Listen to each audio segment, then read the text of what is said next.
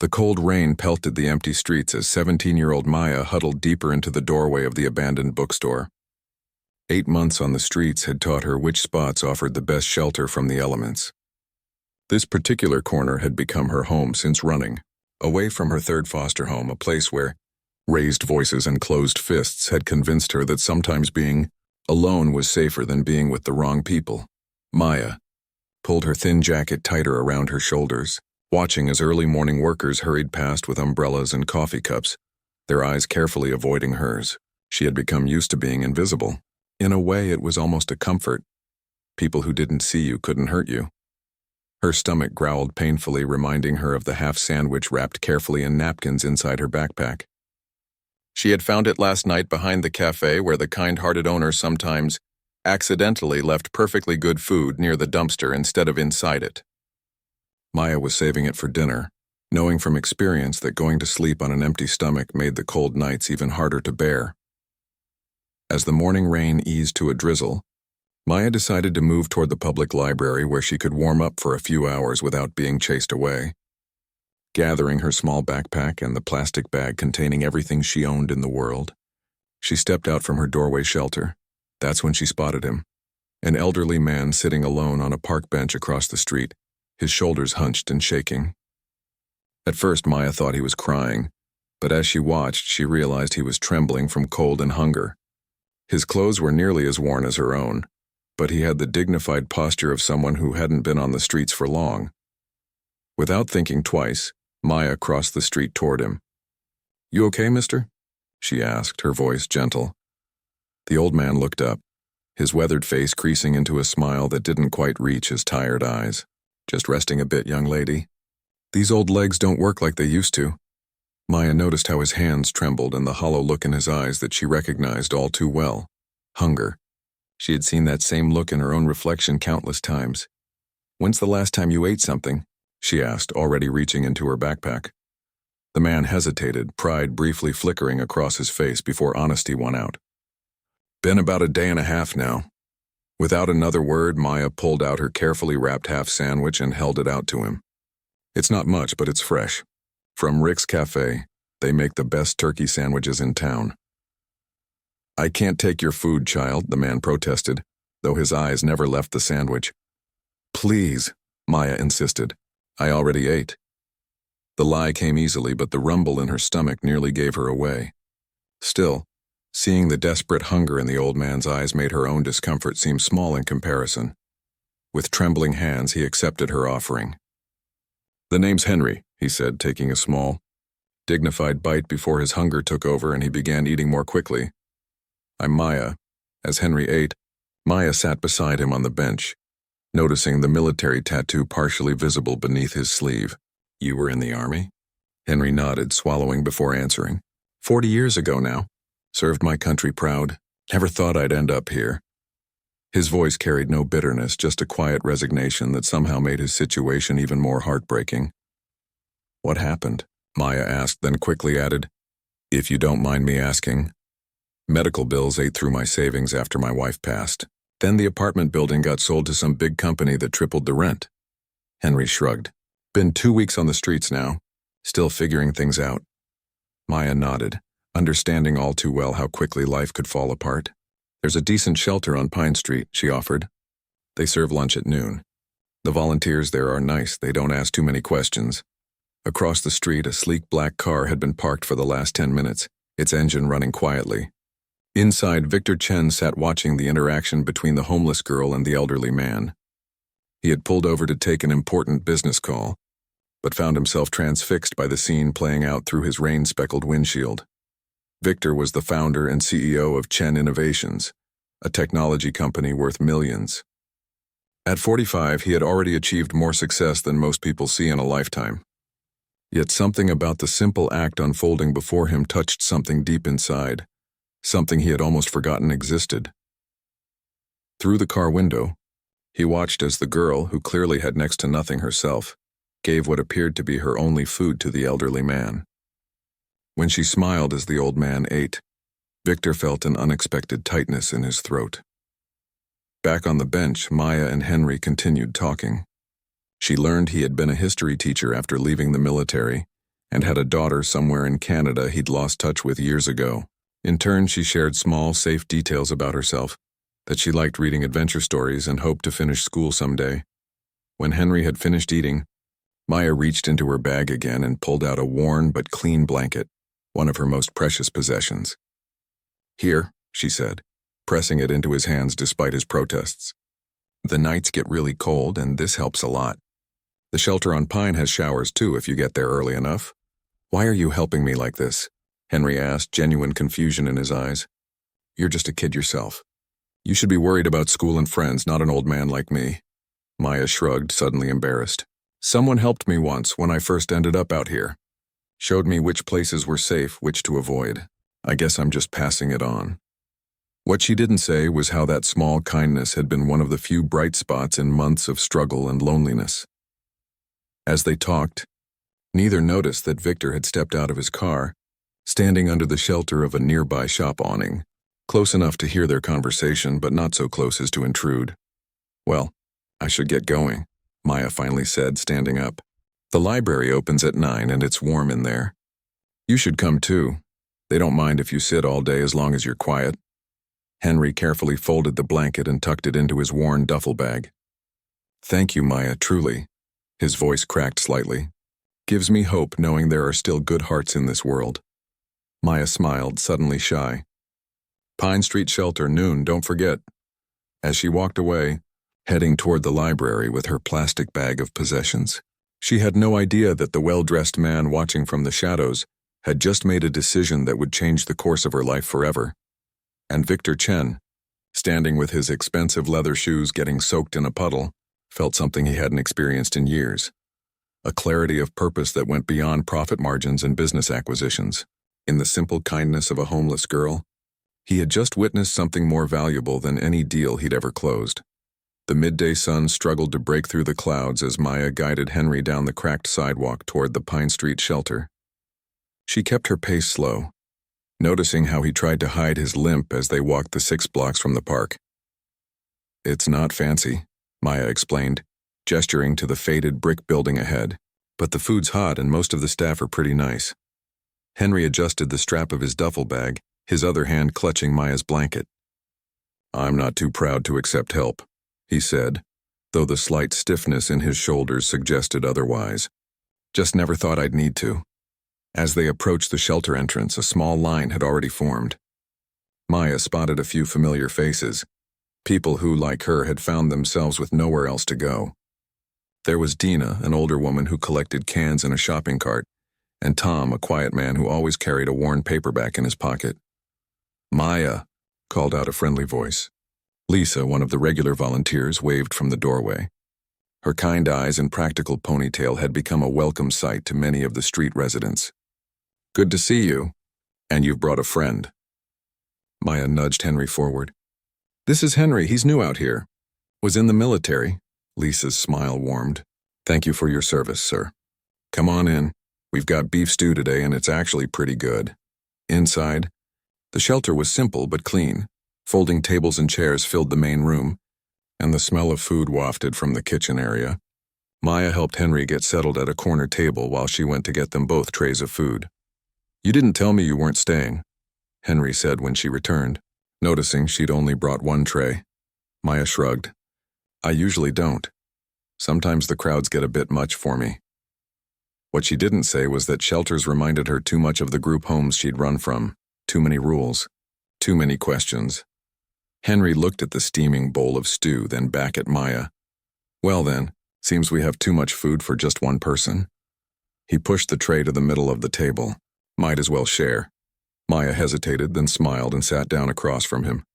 As they shared the meal, Henry told her stories about his teaching days, how he'd loved helping kids understand history.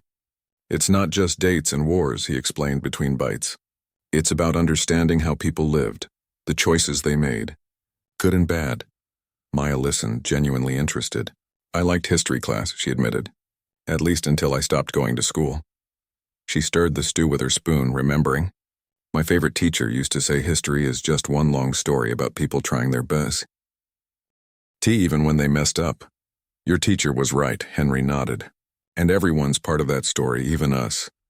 After they finished eating, Maya showed Henry where he could sign up for a shower slot and a bed for the night. The shelter didn't have enough beds for everyone who needed them, but veterans often got priority. "Will you be okay?" Henry asked as they prepared to part ways. The concern in his voice caught Maya off guard. It had been a long time since someone had worried about her. "Always am," she answered with the practiced confidence of someone who had learned to take care of herself. "I know all the safe spots. Besides, the rain stopped." What neither of them realized was that Victor Chen had been busy making calls all morning. After witnessing Maya's act of kindness, he'd followed at a distance, watching as she and Henry entered the shelter. Now sitting in his car down the street, he finished his final call. "Yes, I understand the legal complexities." Victor spoke into his phone, his voice firm but respectful. "But there must be a way to help without overstepping boundaries. These are people, not problems to be managed." He listened for a moment, then added, "Thank you, Diane. Your advice is always invaluable. Please have the paperwork ready by tomorrow." After ending the call, Victor sat quietly, tapping his fingers on the steering wheel. 25 years ago, he'd arrived in this country with nothing but determination and the memory of his grandmother, who had raised him in poverty after his parents died. Her strength and dignity despite their circumstances had shaped his character in ways money never could. Later that afternoon, as Maya settled into her usual doorway with a free book from the library's discard pile, she noticed something unusual, a brown paper bag sitting near her backpack. Cautious after months on the street, she approached it carefully, checking around to see if anyone was watching. Inside the bag, she found a sandwich from Rick's Cafe, an apple, a bottle of water, and, most surprising of all, a new wool blanket still with the store tag attached. Tucked inside was a simple note: "Kindness deserves kindness." Maya looked around, confused and slightly alarmed. Someone had found her spot, someone who had been watching her. The thought made her uneasy, but hunger quickly won over caution as she unwrapped the sandwich. Over the next few days, the mysterious gifts continued.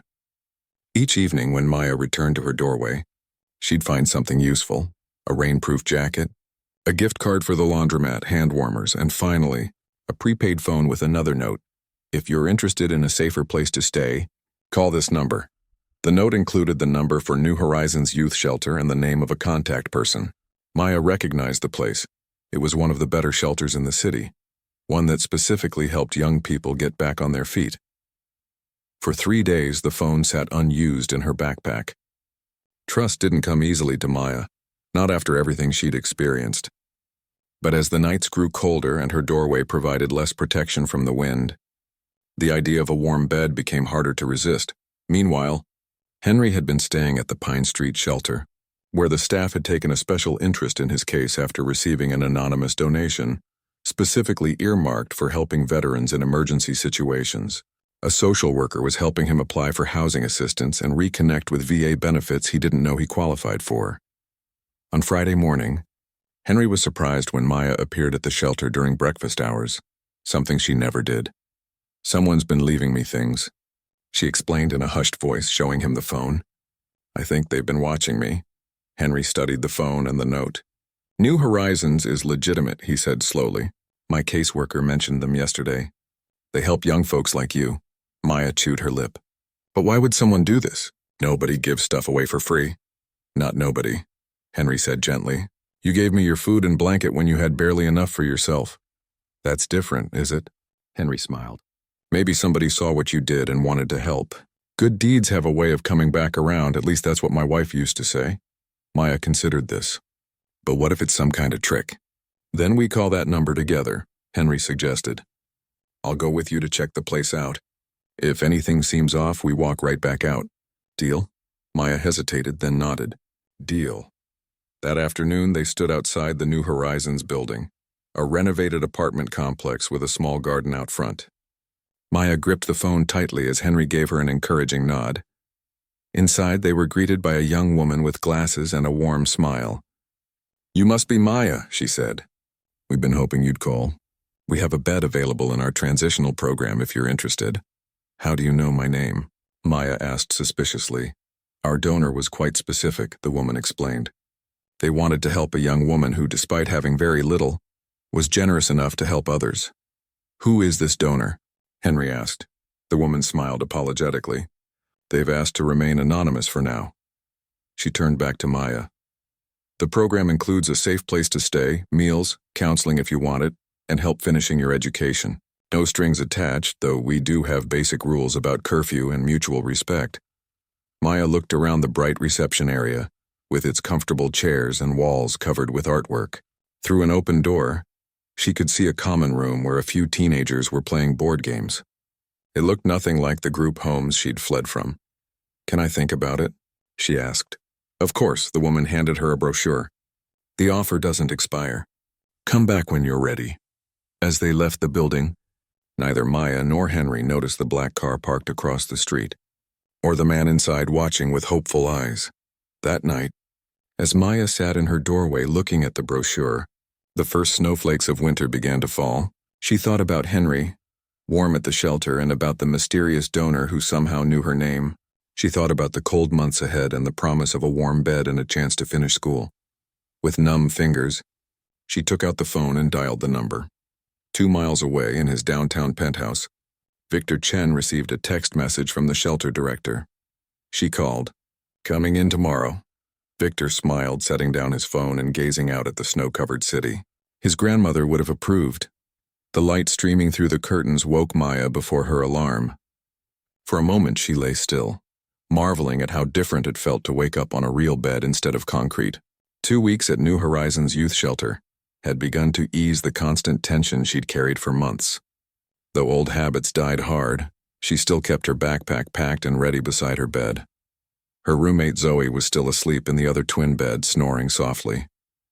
Maya liked Zoe, who had run away from an abusive home 6 months earlier. They had formed a cautious friendship, the kind that develops between people who understand that trust is earned slowly. Maya slipped out of bed quietly and grabbed her shower caddy, another gift from her mysterious benefactor. The shelter provided basic toiletries, but last week she had found a small package waiting for her at the front desk. Shampoo, conditioner, body wash, and even a razor. The note simply read, "Everyone deserves dignity." These anonymous gifts continued to appear regularly, sometimes practical items like winter boots or a warm coat, other times small comforts like chocolate or a journal. Each came with a short note of encouragement but never a name. Maya had asked the shelter staff repeatedly about her benefactor, but they claimed to be bound by confidentiality. After her shower, Maya headed to the dining area where breakfast was being served. The smell of pancakes filled the air as she filled her plate and looked for a familiar face. "You're up early," said Trevor, one of the shelter counselors, as he poured coffee at the staff table. "Nervous about today?" Maya nodded, sitting down with her tray. Today was her first day back in a classroom in nearly a year. New Horizons had enrolled her in their GED program, and though she'd always been good at school, the thought of sitting in a classroom again made her stomach twist with anxiety. "It's normal to be nervous," Trevor said, seeming to read her thoughts. "But you aced the placement tests. You've got this. What if I can't catch up?" Maya asked, voicing one of her many fears. "I missed almost a full year." "That's why we start with the assessment class," Trevor explained patiently, not for the first time. "The teacher will help figure out exactly what you need. Some subjects you might be ahead in, others you'll need to work on. It's not a race." Maya picked at her pancakes, unconvinced but unwilling to argue. In her experience, adults often made promises they couldn't keep, no matter how well-intentioned. After breakfast, Maya called Henry using the prepaid phone. They had fallen into a routine of checking in with each other daily. She in the morning, he in the evening. It gave them both a sense of connection that neither would openly admit they needed. "Good morning, sunshine," Henry answered on the second ring. His voice sounded stronger than it had when they first met. "Ready for the big day?" "I guess," Maya replied. "How's the new place?" Thanks to the Veterans Program at Pine Street, Henry had moved into a small studio apartment 3 days ago. It wasn't fancy, but it was clean and warm and his. Maya had helped him carry his few belongings, mostly donations, up the single flight of stairs to the tidy room with its kitchenette and view of a small park. "It's perfect," Henry said, the smile evident in his voice. "Made myself a proper cup of coffee this morning. And guess what? Got a call yesterday from the VA office. They found my daughter in Toronto." "Henry, that's amazing." Maya felt a genuine surge of happiness for him. Have you talked to her yet? Not yet. They're reaching out to explain everything. It's been 10 years, you know. She might not want to speak to me. The doubt in his voice was painful to hear. She will, Maya assured him with more confidence than she felt. Who wouldn't want to talk to you? You're like the nicest person ever, Henry chuckled. From your lips to God's ears, kid. Now go knock 'em dead at school. Call me later and tell me all about it. After ending the call, Maya gathered her new backpack, yet another gift, filled with notebooks and pens. As she was about to leave, Zoe emerged from their room, her hair a wild mess. Good luck, Brainiac, she said with a sleepy wave. Don't forget we've got group session at 4. Maya nodded, steeling herself for the day ahead. The shelter was a 20-minute walk from the learning center where GED classes were held. As Maya walked, she couldn't help looking over her shoulder occasionally. Ever since the mysterious gifts had started appearing, she'd had the unsettling feeling of being watched. Not in a threatening way, but as if someone was keeping an eye on her from a distance. The learning center occupied the second floor of a community building. Maya climbed the stairs slowly, her heart pounding as she approached the classroom door. Through the window, she could see about a dozen students of various ages sitting at tables. Taking a deep breath, she pushed the door open. "Ah, you must be Maya," said the teacher, a woman with curly gray hair and bright eyes. "I'm Ms. Rodriguez. We've been waiting for you. Take any empty seat." Maya slipped into a chair at the back of the room, grateful when Ms. Rodriguez immediately returned to the lesson without making a fuss. By lunchtime, Maya's initial anxiety had eased somewhat. The material wasn't as difficult as she'd feared, and Ms. Rodriguez had a way of explaining things that made even algebra seem approachable. During the lunch break, Maya sat alone at first, until another student, a guy maybe a year or two older than her with glasses and a nervous smile, approached her table. "Mind if I join you?" "I'm Raj," he said, already setting down his tray. "Maya," she replied cautiously. "First day?" he asked, opening his milk carton. When she nodded, he continued. "Mine too, kind of. I started last week. Dropped out of high school 2 years ago to help with my dad's store after he got sick. Now I'm trying to get my diploma so I can maybe do community college." There was something disarming about his straightforward manner that made Maya relax slightly. "I've been away for a while," she said vaguely. Raj nodded, not pressing for details. "Ms. Rodriguez is great. She really helps when you get stuck. Not like my old math teacher who'd just repeat the same explanation over and over." Their conversation drifted to safer topics: the cafeteria food, the coldest winter in years, a funny incident from that morning's class. For a brief moment, Maya felt almost normal, like any other teenager having lunch with a classmate. After school, Maya walked back to the shelter, her mind buzzing with new information and an unfamiliar feeling: hope. Maybe, just maybe, she could actually do this. As she rounded the corner to the shelter, she spotted a black luxury car parked across the street. Something about it seemed familiar, though she couldn't place why. A man sat inside, apparently on a phone call. He looked up as she passed, and their eyes met briefly before Maya hurried inside, suddenly self-conscious. That evening after dinner, Maya was called to the office. Trevor was waiting with a middle-aged woman Maya had never seen before, well-dressed in a professional suit with kind eyes and a no-nonsense manner. "Maya, this is Diane Kim. She's an attorney," Trevor explained. "She'd like to speak with you about your situation." Maya immediately tensed. "Am I in trouble?" "Not at all," Diane assured her. "I represent someone who is interested in helping you more formally. May we sit down and talk?" Reluctantly, Maya took a seat, her body language guarded. "Maya, you've been receiving some anonymous assistance recently," Diane began. "My client wishes to continue that assistance in a more structured way, but there are legal considerations given that you're a minor." "Who is your client?" Maya asked bluntly. Diane smiled. "He's asked to remain anonymous for now, though he hopes to introduce himself soon. But what I can tell you is that he witnessed your act of kindness toward Henry several weeks ago, and it moved him deeply." "So he's been stalking me?" Maya crossed her arms. "He prefers to think of it as looking out for you," Diane corrected gently. "He has established a trust fund to cover your educational expenses through college, should you choose to attend. He's also arranged for medical insurance and a small monthly stipend for your personal needs." Maya stared, unable to process what she was hearing.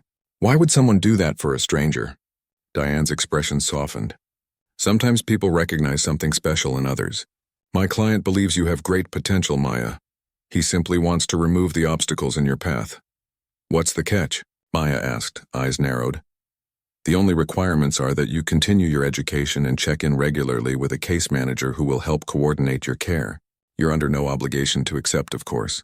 Trevor, who had been quiet, added, This is a legitimate offer, Maya. I've reviewed the documentation. It's an incredible opportunity.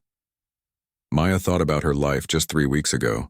Cold, hungry, alone in a doorway with no future in sight. She thought about Henry, who now had a roof over his head and the prospect of reuniting with his daughter. She thought about the warm bed waiting upstairs and the textbooks in her backpack. I need time to think, she said finally. Diane nodded, sliding a business card across the table. Of course. Call me when you're ready to talk more. After Diane left, Maya sat in the office with Trevor, turning the business card over in her hands. It's scary to accept help, isn't it? Trevor said quietly. Especially when you've learned that help often comes with strings attached. Maya nodded, unable to speak around the lump in her throat. For what it's worth, Trevor continued, I've been working here for 8 years. I've never seen an offer like this, but I've seen plenty of good people who just needed a chance. Sometimes life comes down to taking a leap of faith. Later that night, as Maya lay in bed listening to Zoe's soft snores, she took out her phone and sent a text to Henry. Someone wants to pay for me to go to school. Like all the way through college. Says they saw me help you that day. Should I trust it? Henry's reply came quickly. Remember what I said about good deeds coming back around? Maybe this is yours. Sleep on it, but don't let fear steal your blessing. Maya stared at his words for a long time before sleep finally claimed her. Outside, snow began to fall again, covering the city in a clean white blanket.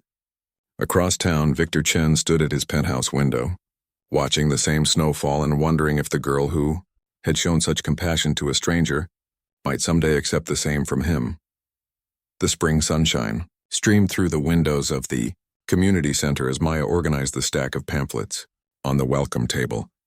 2 months had passed since she'd accepted the mysterious benefactor's offer, and life had settled into a rhythm that still sometimes felt unreal. She'd moved from New Horizons to a supervised apartment for older teens in the program, sharing with Zoe and another girl. Her GED studies were progressing well, and Ms. Rodriguez had even suggested she might be ready for the exam by summer. Today marked another new beginning, her first day volunteering at the Veterans Support Center where Henry now worked part-time as a greeter. Nervous? Henry asked, approaching her table with 2 coffee cups. At 68, he stood straighter than when she'd first met him, the haunted look in his eyes replaced with a calm dignity. The Veterans Program had helped him find purpose again, connecting him with medical care and a community who understood his experiences. A little, Maya admitted, accepting the coffee gratefully. What if I mess up? You won't, Henry assured her. Besides, most of these old-timers are just happy to have someone listen to their stories. Trust me, after hearing about my knee replacement for the 10th time, you'll be begging for something to go wrong just to break the monotony. Maya laughed, some of her tension easing. Henry had a way of doing that, making difficult things seem manageable with his gentle humor. By the way, Henry added casually, my daughter's flight gets in on Thursday. Maya nearly spilled her coffee. What, why didn't you tell me sooner? That's huge, Henry. After months of cautious phone calls and video chats, Henry's daughter Lily had finally agreed to visit. The road to reconciliation had been bumpy. Years of misunderstandings and hurt feelings didn't disappear overnight. But they were trying, which was more than either had hoped for a few months ago. Didn't want to jinx it, Henry shrugged, though his eyes shone with nervous excitement. She's staying the weekend. I thought maybe you could come to dinner on Friday. She says she wants to meet the girl who helped her old man when he needed it. I'd love to, Maya said, touched by the invitation. Their conversation was interrupted as the center's director, Paula, called for attention. Good morning, everyone. Before we op. And the doors, I want to introduce today's special guest. Many of you know him as the founder of Chen Innovations, but we know him as one of our most generous supporters. Please welcome Victor Chen. Maya turned toward the front of the room where a well-dressed Asian man in his mid-40s stood. Something about him seemed vaguely familiar, though she couldn't place where she might have seen him before. "Thank you, Paula," Victor said, his voice warm but confident. "I'm not here for recognition, just to see the incredible work you're all doing. My grandmother raised me to believe that service to others is the highest calling, and what I see here today would make her very proud." As he spoke, his eyes scanned the room, briefly meeting Maya's before continuing. She felt an odd jolt of recognition, quickly dismissed as imagination. After the brief introduction, the center opened for the day. Maya was assigned to help veterans navigate available resources, housing assistance, job training, medical benefits, and provide a friendly face for those just beginning to seek help. The morning passed quickly. Maya discovered she had a knack for putting people at ease, perhaps because she understood what it meant to need help, but be afraid to ask for it. By lunchtime, she had assisted 6 veterans and received grateful handshakes from each. "You're a natural," Henry commented as they took their lunch break together. "You listen, really listen. That's rarer than you might think." Maya shrugged off the compliment, though it warmed her. "Any sign of the famous Mr. Chen?" Paula seemed pretty excited about him being here. "He's been in meetings with the board all morning. Apparently he's funding some big expansion of the center." Henry lowered his voice. "Word is, he has a personal connection to veteran homelessness. His grandmother or something." As if summoned by their conversation, Victor Chen emerged from the conference room with Paula and several board members. The group moved through the center, stopping to chat with volunteers and veterans alike. When they approached Maya's station, Paula made the introductions. "Mr. Chen, this is Maya, one of our newest volunteers. She's also part of the New Horizons education program." "It's a pleasure to meet you, Maya," Victor said, extending his hand. His handshake was firm but gentle, his eyes studying her face with unexpected intensity. "You too, sir," Maya replied, suddenly self-conscious. "Thank you for supporting the center. It means a lot to people like Henry." Victor's gaze shifted to Henry and a smile spread across his face. "Henry, I've heard wonderful things about you from Paula. You're something of a legend around here, I understand." Henry chuckled, shaking Victor's hand. "Not sure about legend, but I do what I can to help the new guys navigate the system. It can be overwhelming at first." "Indeed it can," Victor agreed. "Sometimes we all need someone to show us the way." There was something in his tone that made Maya look at him more closely. A sense of familiarity nagged at her again. Something about his voice, perhaps, or the way he carried himself. "Would you join me for coffee later this afternoon, Maya?" Victor asked unexpectedly. "I'd love to hear more about your experience as a volunteer and with the New Horizons program. Paula speaks very highly of you." Surprised, Maya glanced at Henry, who nodded encouragingly. "I'm sure. I finish here at 3. "Perfect. How about the cafe across the street at 3:30? Victor suggested. Before she could answer, his phone rang. Checking it briefly, he excused himself. "Duty calls. I look forward to our conversation, Maya." As he walked away, Maya turned to Henry. "That was weird, right? Why would he want to talk to me?" Henry watched Victor's retreating figure with a thoughtful expression. Maybe he's interested in the youth program, or maybe he just recognized a kindred spirit. The afternoon passed in a blur of activity, and before Maya knew it, her shift was ending. She found herself strangely nervous as she crossed the street to the small cafe where Victor Chen was already waiting at a corner table.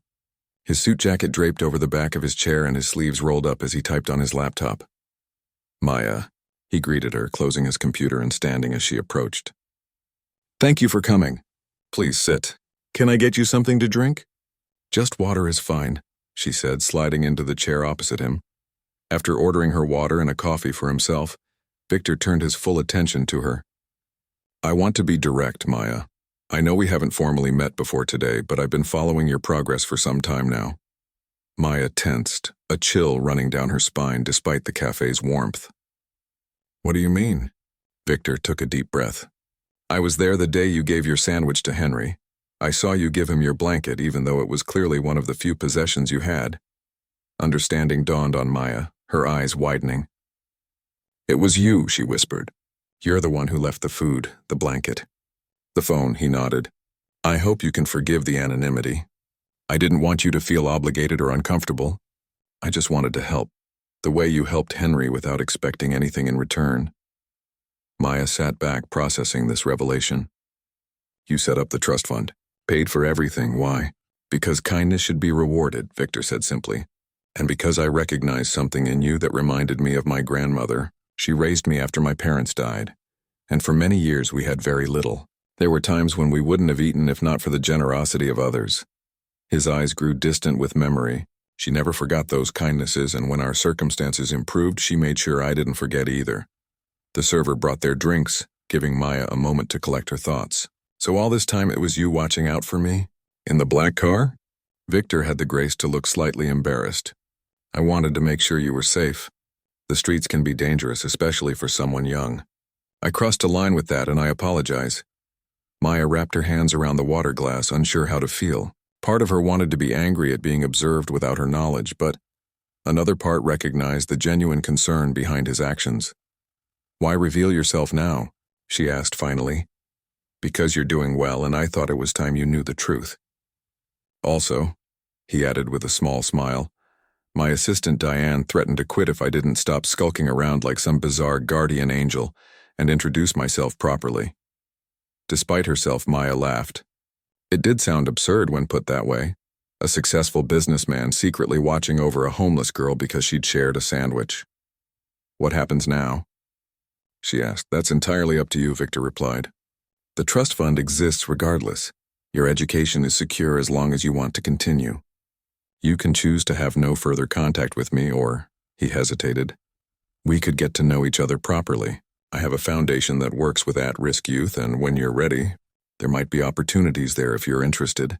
Maya studied him, trying to reconcile this polished businessman with the anonymous benefactor who had changed her life so dramatically. I don't know what to say. You don't have to decide anything today, Victor assured her. Take all the time you need.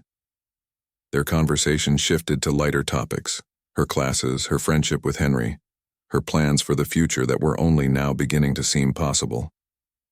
Victor listened attentively, asking questions that showed genuine interest rather than mere politeness. As they prepared to leave, Victor handed her a business card. My personal number is on the back. Call any time for any reason. Maya tucked the card into her pocket, still processing everything. Thank you. Not just for today, but for everything, Victor smiled. Thank you, Maya. You reminded a cynical old businessman that compassion still exists in this world. That's worth more than you know. As they parted ways outside the cafe, Maya spotted Henry waiting across the street, trying and failing to look casual. You knew, didn't you? She accused as she approached him. Henry raised his hands in surrender. Found out last week when the center got the funding news. Wanted to tell you, but Mr. Chen asked to do it himself. Maya shook her head, unable to summon any real annoyance. It's like some weird fairy tale. The homeless girl who helps an old man and gets rewarded by a rich benefactor watching from afar. Life's stranger than fiction sometimes. Henry agreed, falling into step beside her as they walked toward the bus stop. Question is, what happens in the next chapter? Maya fingered the business card in her pocket, watching as Victor's car pulled away from the curb. I have no idea. But for the first time in forever, I'm actually looking forward to finding out.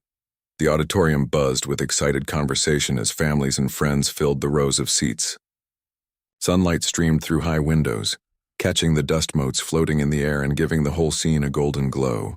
At the back of the room, Maya peeked through the door, her heart hammering in her chest.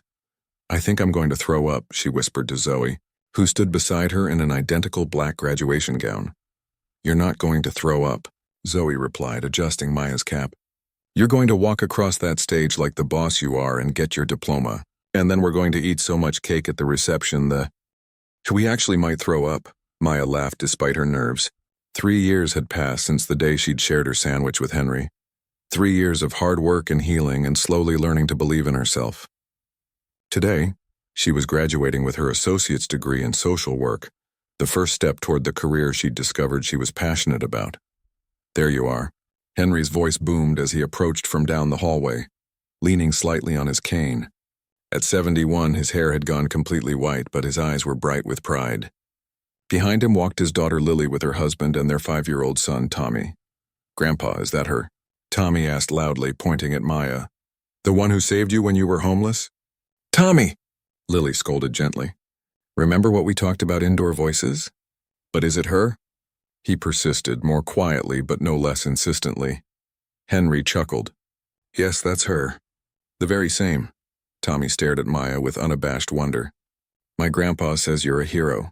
Maya felt her cheeks warm. Your grandpa exaggerates, she said, bending down to the boy's level. But thank you. Heroes don't always wear capes, buddy, Henry told his grandson, placing a hand on Maya's shoulder. Sometimes they just share their lunch when someone's hungry. Before Maya could respond, the ceremony coordinator appeared, ushering the graduates toward their designated waiting area. Places, everyone. We're starting in 5 minutes. We'll be cheering for you, Lily promised, taking Tommy's hand. Break a leg. Henry hung back for a moment as the others headed to their seats. I'm so proud of you, kid, he said, his voice gruff with emotion.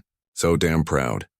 Maya hugged him tightly, remembering how frail he had seemed that first day in the park. Now he stood tall, his dignity restored along with his health. The part-time job at the Veterans Center had turned into a full-time position as a peer counselor, and the reconnection with his daughter had brought new purpose to his life. Couldn't have done it without you, Maya said into his shoulder. Henry stepped back, wiping suspiciously at his eyes. Sure you could have, but I'm glad you didn't have to. As he walked away to join his family, Maya caught sight of Victor Chen entering the auditorium with his wife, Grace. At 48, Victor had become a familiar presence in Maya's life. Not quite a parent, but a mentor and friend who had opened doors she hadn't known existed. After their first meeting at the cafe, Maya had cautiously accepted his offer to learn more about the Chen Foundation. What had started as occasional conversations over coffee had evolved into an internship and eventually a part-time position, working on youth homelessness initiatives. Victor had become a steady figure in her life, offering guidance without pushing, supporting without controlling.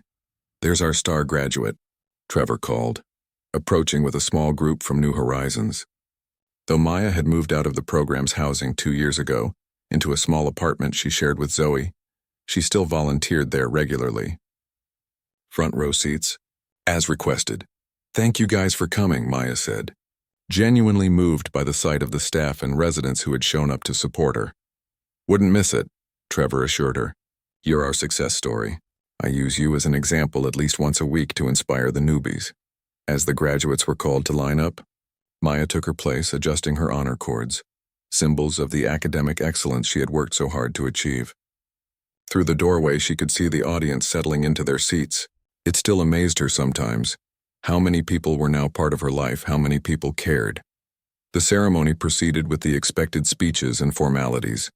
When it was finally time for the graduates to receive their diplomas, Maya found herself holding her breath as the names were called, edging closer to the stage with each passing moment.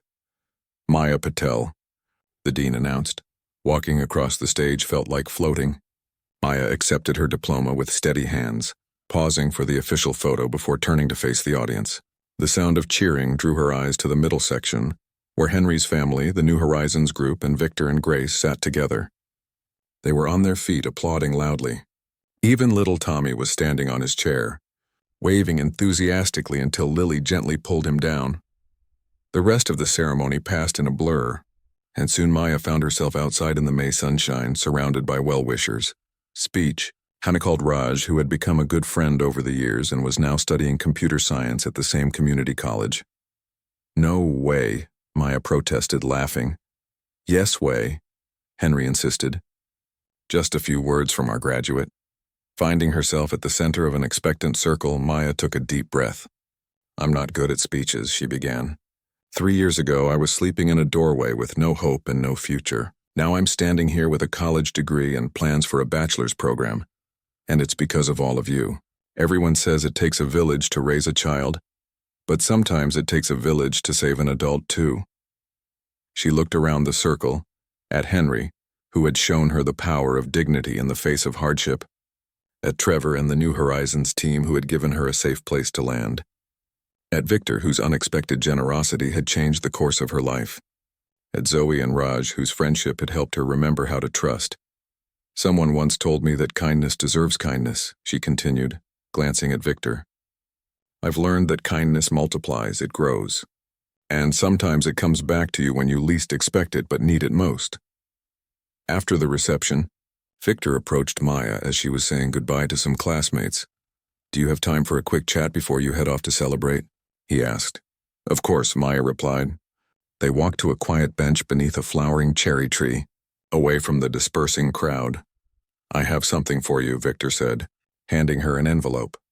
Maya opened it to find a letter confirming a full scholarship to complete her bachelor's degree at the state university, along with a stipend for living expenses.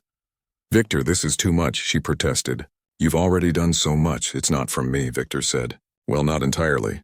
The foundation's board voted unanimously to establish this scholarship for promising students working in social services, particularly those with experience of homelessness.